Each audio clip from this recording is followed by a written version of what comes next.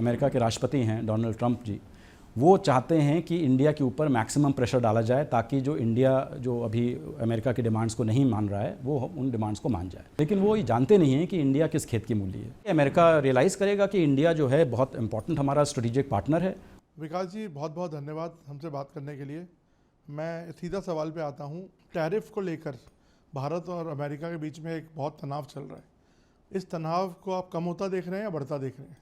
देखिए, ये तनाव इसलिए आया है क्योंकि जो अमेरिका के राष्ट्रपति हैं डोनाल्ड ट्रंप जी, वो चाहते हैं कि इंडिया के ऊपर मैक्सिमम प्रेशर डाला जाए ताकि जो इंडिया जो अभी अमेरिका की डिमांड्स को नहीं मान रहा है वो उन डिमांड्स को मान जाए।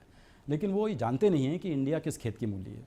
हम स्ट्रेटेजिक ऑटोनॉमी कभी छोड़ नहीं सकते हैं और जो हमारी रेड लाइंस हैं, जो लक्ष्मण रेखाएं हमने बना रखी हैं, उनके परे हम नहीं जा सकते हैं क्योंकि एग्रीकल्चर डेयरी में हमारा 45% वर्कफोर्स जो है वो लगा हुआ है।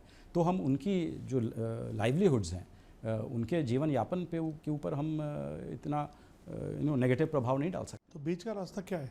बीच का रास्ता यही है कि अमेरिका रियलाइज़ करेगा कि इंडिया जो है बहुत इंपॉर्टेंट हमारा स्ट्रेटेजिक पार्टनर है और हम इंडिया को इस तरह दरकिनार नहीं कर सकते हैं। और नहीं तो रियलाइज़ होगा ना। अभी मैंने कहा ना, ये प्रेशर टैक्टिक है। जब उन्हें पता लगेगा कि ये प्रेशर टैक्टिक नहीं वर्क कर रही है तो फिर वो इंडिया को तो ब्राज़ील के कैटेगरी में नहीं छोड़ सकते हैं ना कि 50% पे आप लगातार लगे रहिए। आफ्टर ऑल 5 मिलियन हैं हमारे इंडो अमेरिकन्स जो चाहते हैं कि भारत और अमेरिका के बीच में दोस्ती बनी रहे और अच्छे व्यापारिक संबंध हो।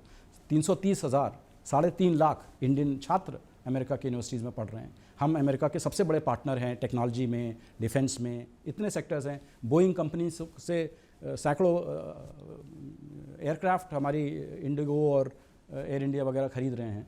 तो ये दिखाता है कि और प्लस अमेरिकन टेक्नोलॉजी कंपनीज़ के लिए भारत सबसे बड़ा मार्केट है।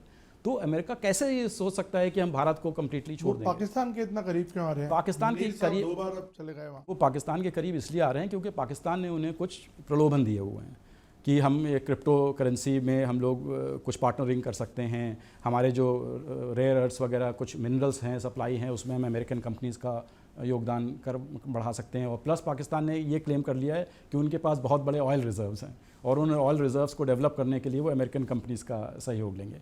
प्लस वो काउंटर टेररिज्म में भी थोड़ा अपना कोऑपरेशन वगैरह अमेरिका के साथ दिखा रहे हैं। तो मुझे लगता है ये एक टैक्टिकल चीज़ है जो लॉन्ग टर्म नहीं है। भारत के साथ जो रिश्ता है अमेरिका का, वो एक लॉन्ग टर्म रिश्ता है क्योंकि ये रिश्ता आजकल में नहीं बना है। ये पिछले 20-25 सालों से लगातार एक से एक अमेरिकन राष्ट्रपति आए और इस रिश्ते को उन्होंने मजबूती प्रदान की। तो आपको लगता है पाकिस्तान अमेरिका का रिश्ता लंबा चलने वाला नहीं है? लंबा चलने वाला नहीं है, मोह भंग बहुत जल्दी हो जाएगा। और चाइना का क्या इसमें रोल रहेगा? चाइना अब तो लव ट्राइंगल बन गया वहाँ पे।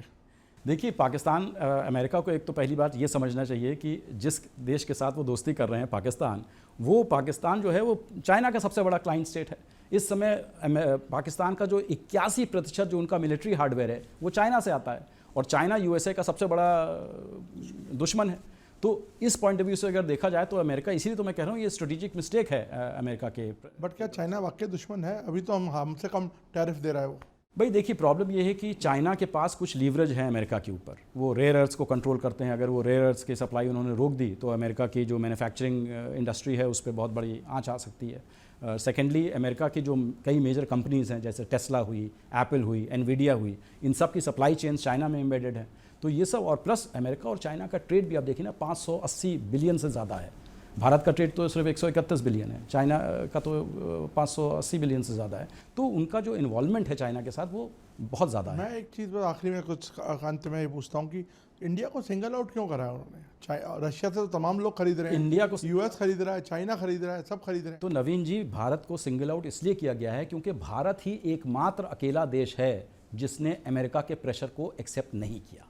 आप देखिए, यूरोपियन यूनियन ने उन्होंने एक्सेप्ट कर लिया, 15% टैरिफ लगेगा तब भी उनके ऊपर, और अमेरिका के गुड्स के ऊपर कोई टैरिफ नहीं लगेगा। जापान को देखिए, उन्होंने भी एक्सेप्ट किया।